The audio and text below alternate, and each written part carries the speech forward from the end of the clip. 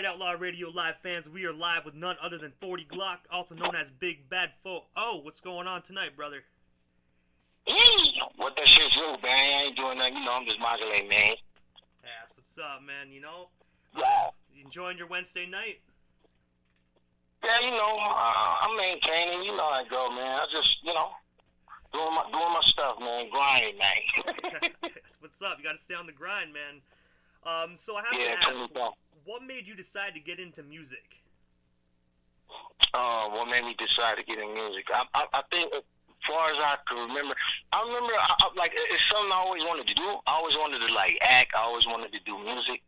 When I was young, I used to tell my mom, like, that's what I want to do. Like, I want to do TV. I want to, but she didn't know how to go about none of that. And she thought, boy, like, you just talking and out of line. I used to try to write raps.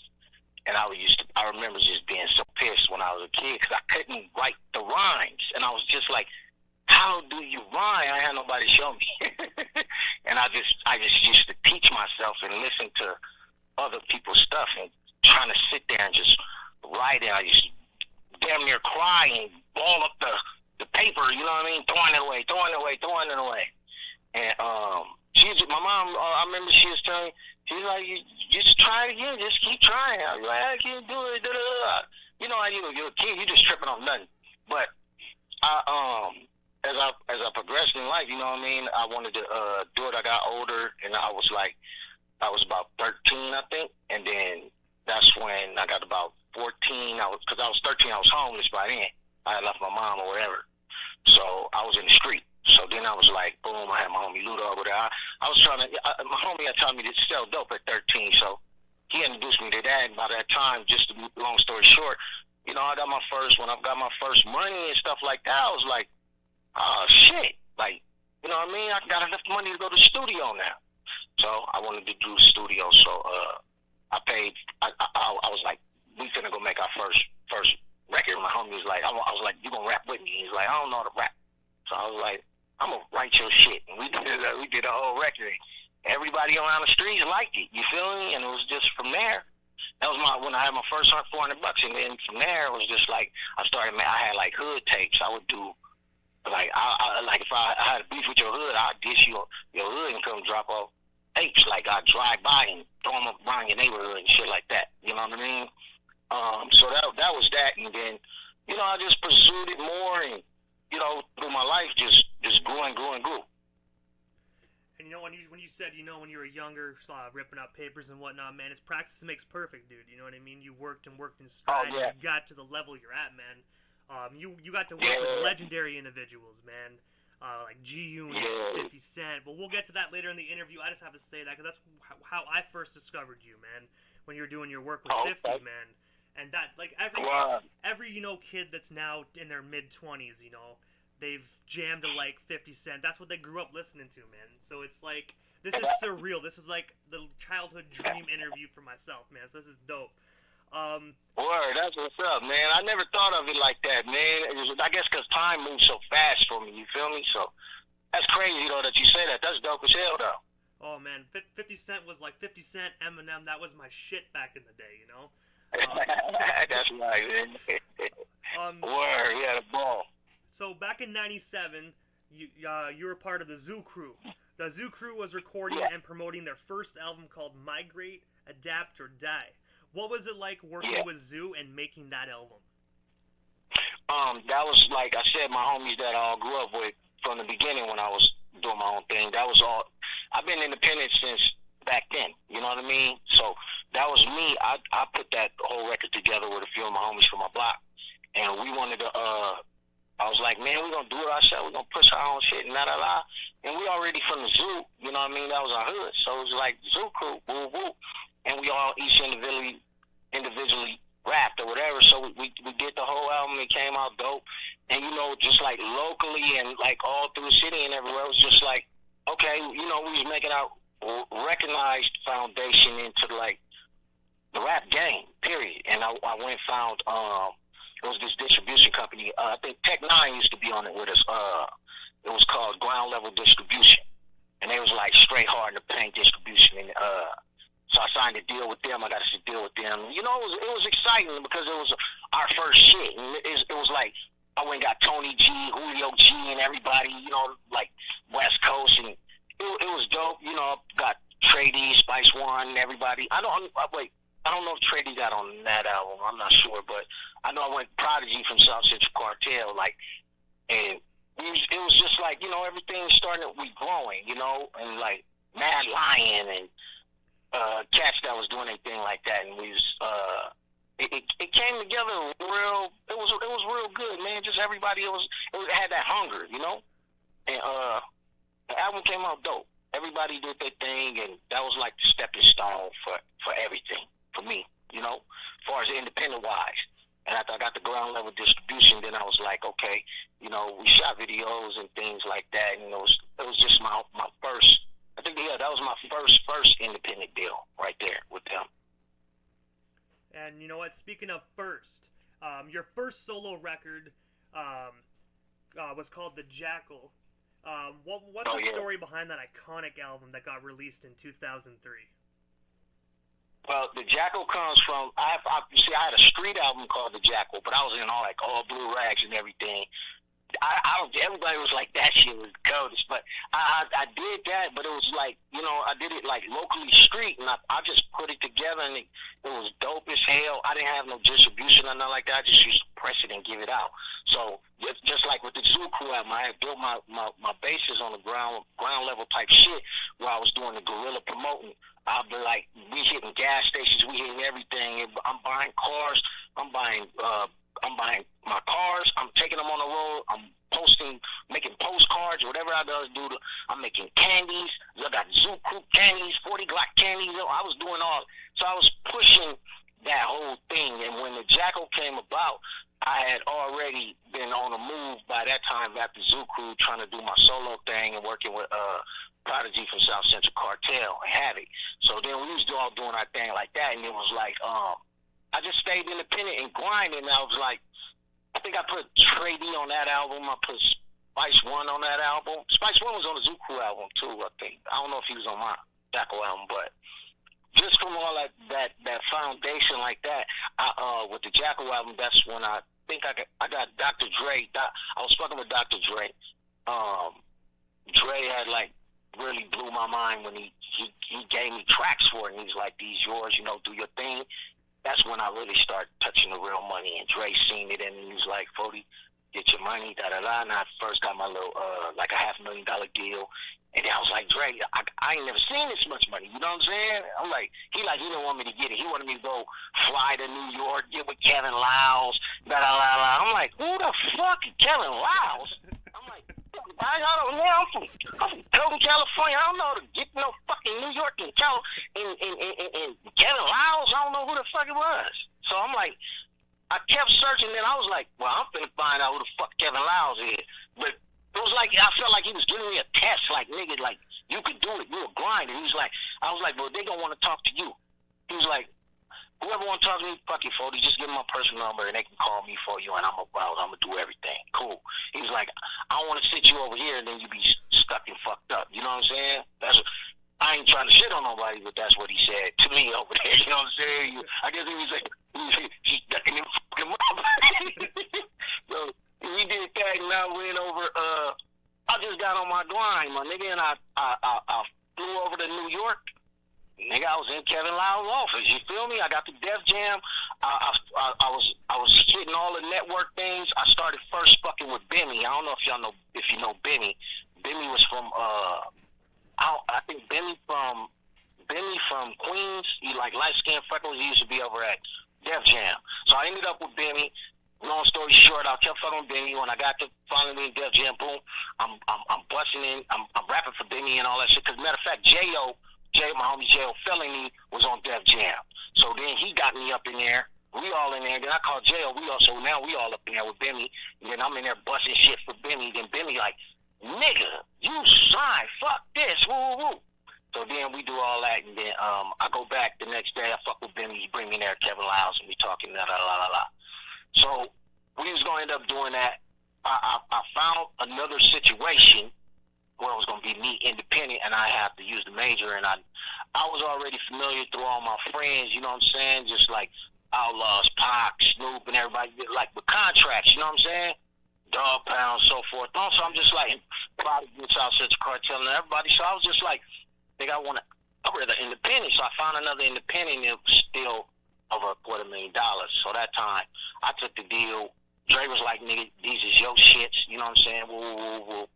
And I did it like that. And the other record I had called Finer Things, I put it, Trey D was coming out with his solo album. So, you know, I was hungry for the streets and I didn't want to sit on shit. So I gave it to Trey D. I gave the record to Trey D and we pushed it on his Generalist album as his single. And it caught hella wind. You know, I didn't think everybody was going to pay attention to that shit and like that. And I put LV Hutton, he was on, LV. I don't know LV last name Hutton, but I put LV on that. He's on Gangsta Paradise for Coolio and shit. So I put him on that record. And then that's how that came about. So that was on Trey D, Finer Things album, and my Jacko album dropped and everything after that. So I was basically still, and the independent deal I had was like with BMG distribution, the major label BMG, whatever. So I did that with them, and this guy called Paul Klein,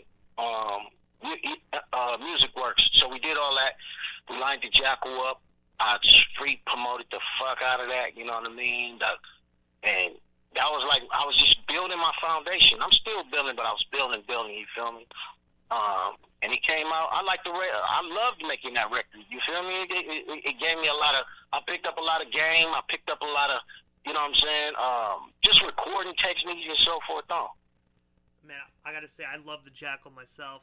I remember having a hold of that album when I was younger, man. It's straight fire. And when you said earlier on, man, about Dr. Dre, that was my next question. So in context, you answered that, but that's cool, man. I gotta ask, is there any funny Dr. Dre stories? You know, any stories that you haven't really told anybody about Dre, like of you and him working in the studio? Yeah, like one time I was, they was filming the movie The Wash. So Dre had me come down. Dre used to always tell me, don't tell nobody you fucking with me. So I didn't want to blow my opportunity, you feel me? So I kept it on the low. I wouldn't tell you, I don't take no pictures. I don't do none of that, bruh. You feel me?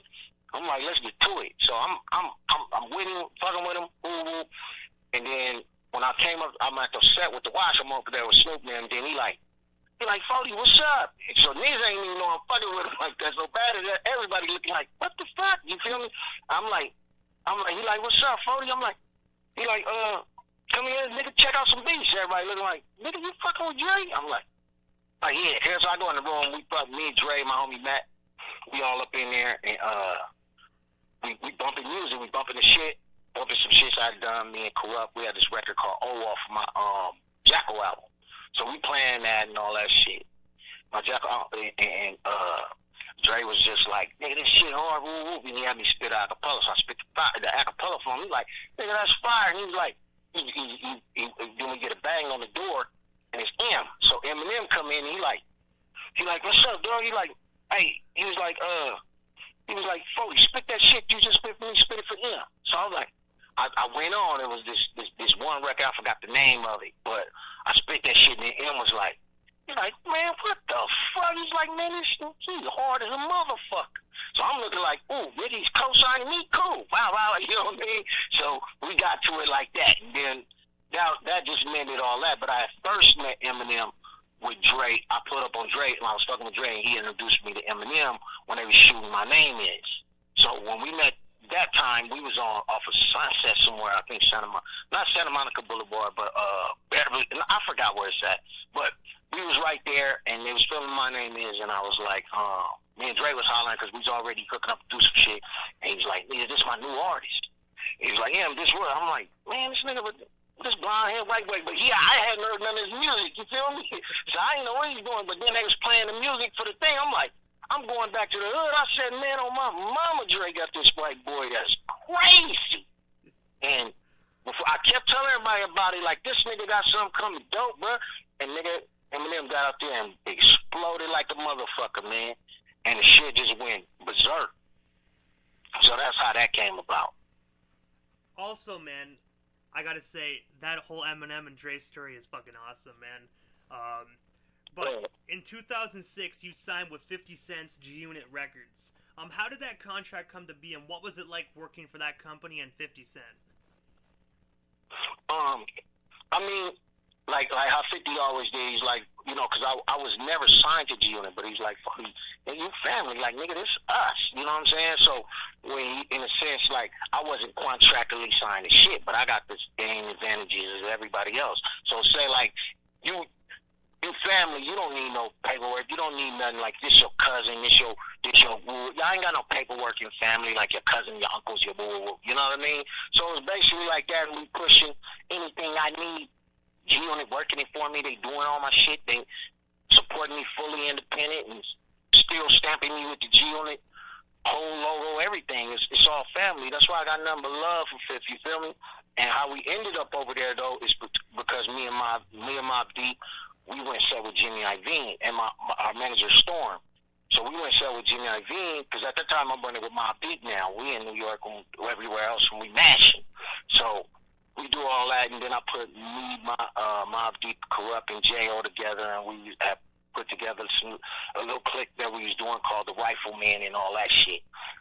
So we was making records and shit and just doing our thing, but at the miss, Mob Deep didn't have their deal, so we pushing, you know what I mean? And Storm had got to meet with Jimmy Iovine, so we all flew to New York, we in Cali.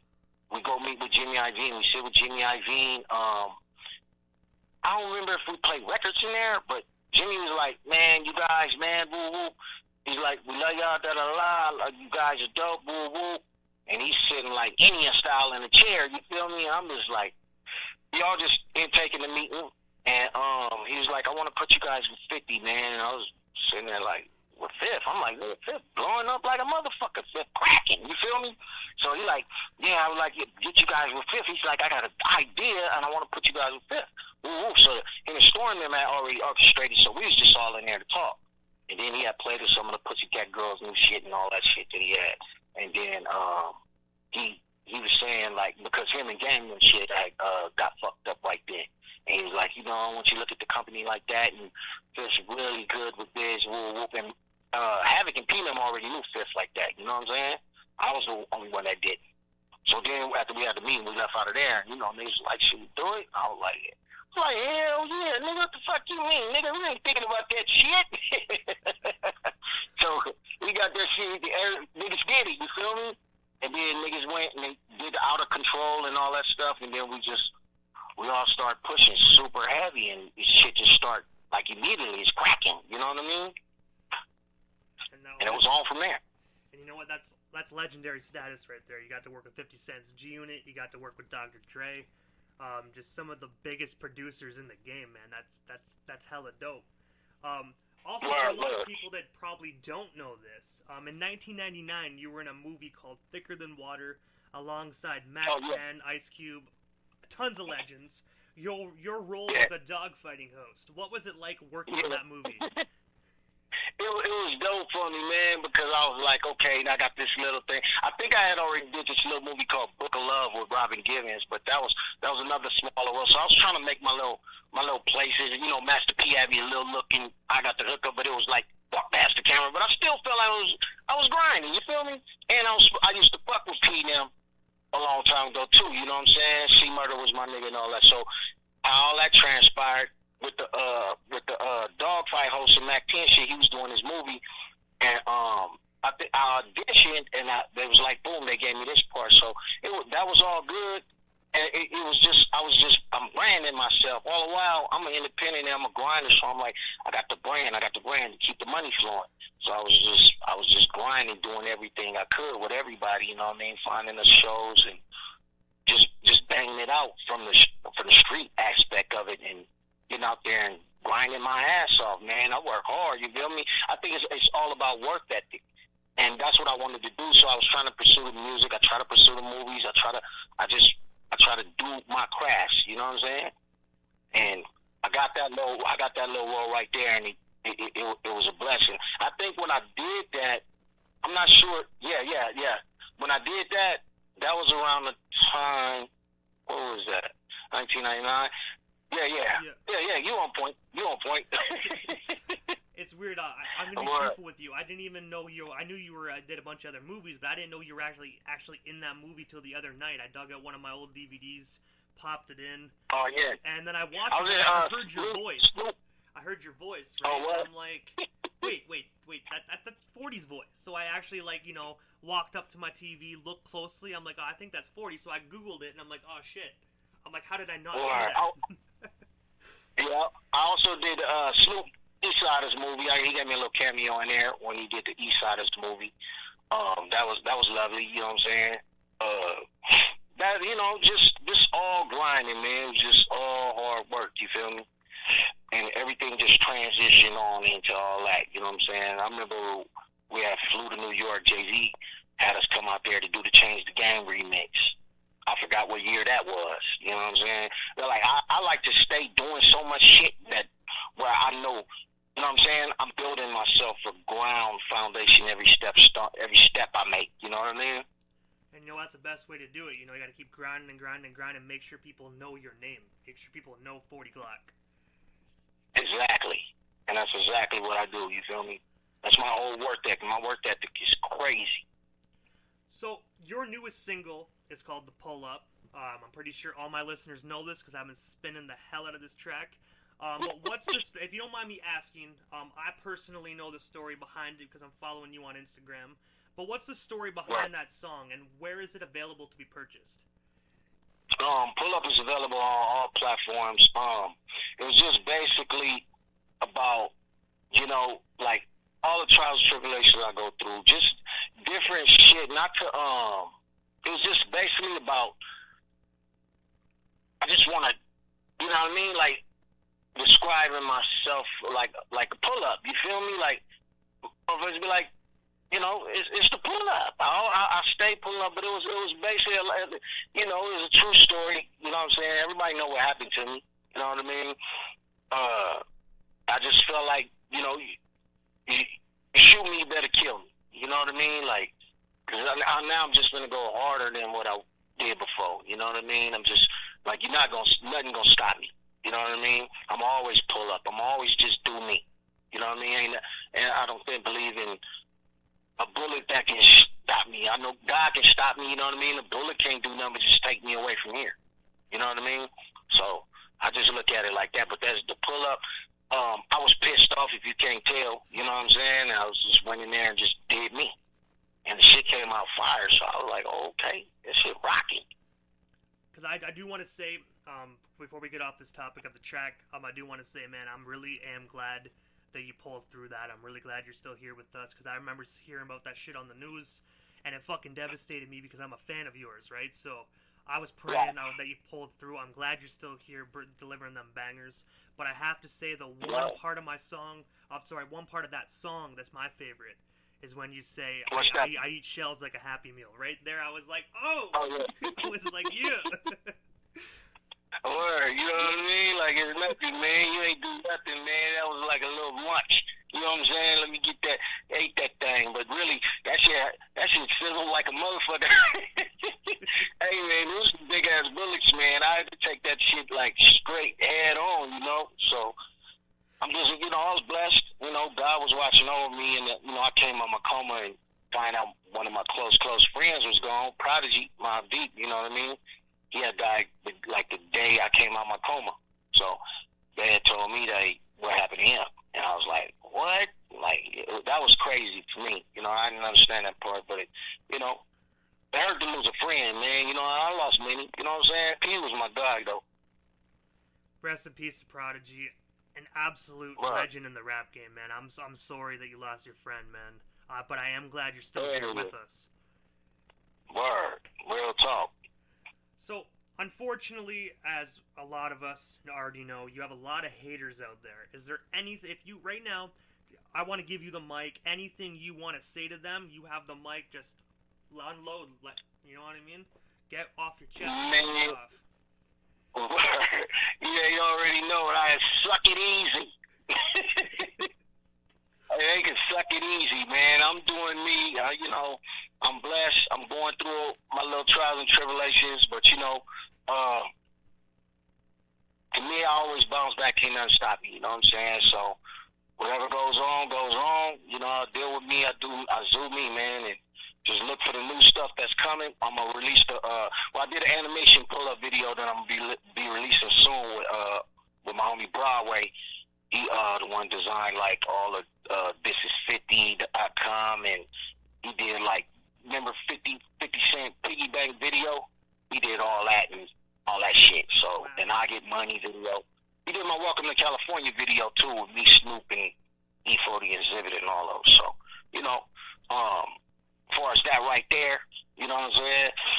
They can suck it easy. I'm gonna do me, man. Always, man. And that's the best way to put it, you know what I mean? Don't let the haters get to you. Keep striding. Keep proving them wrong, bro. After all, you're 40 Glocc, man. You're big bad for. Oh. Word. So I have to ask, man, do you have any concerts coming up?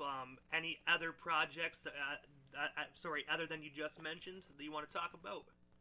Anything new? Well, no, as far as right now, no shows right now. I'm litigating, you know what I'm saying? So I'm going through that aspect of it, and I'm trying to, that's my only show, the only venue I got coming up right now. And other than that, I'm just working, trying to stay in the studio and stay making new content. And I'm about to, after I'm through with litigating, I should be able to, you know, really focus and do my stuff and, you know, drop a slew of new shit, because I got a lot of shit bottled up inside right now. Hey man, I bet you I can speak for all the fans that are listening worldwide. We're most definitely looking forward to that stuff, man. Most definitely. So this is the time of the interview that I give the artists a chance, you know, to give shout-outs to whoever they want to give shout-outs to. And also their social media handles, just that way our listeners can follow you and your journey in your music. Yeah, you know, I think the Instagram is 40 Glocc, the number 3, at 40 Glocc, the number 3.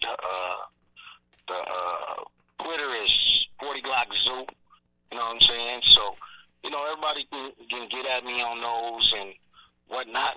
Any social media platforms, anything is released, you know, check out the SoundClouds, the Panda Radio, the iHeart Radio. I got stations on everything. And the music, you can find it anywhere you want to get it, you know what I mean? I still got my distribution deal at Universal. And shout out to Ingrooves, Kazi, you know what I'm saying? So, you know, the music is everywhere. It's always available everywhere. It's not like you can only find it one place. It's pretty much everywhere, you know what I'm saying? Even on your bootleg, niggas, tell them you want that and get it.